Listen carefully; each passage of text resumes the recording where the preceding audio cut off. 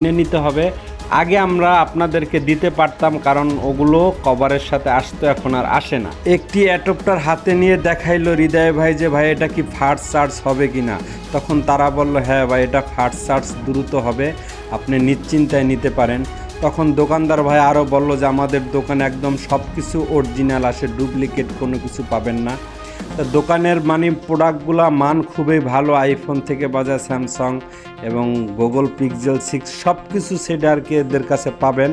এটা হচ্ছে বসুন্ধরা। তাই হৃদয় ভাইকে তারা অনেক সম্মান করে এবং অনেক শ্রদ্ধা করে। এটা হচ্ছে গেজেট 7 2.0। এখানে আসলে আপনারা ভালো ভালো ফোন কিনতে পারবেন।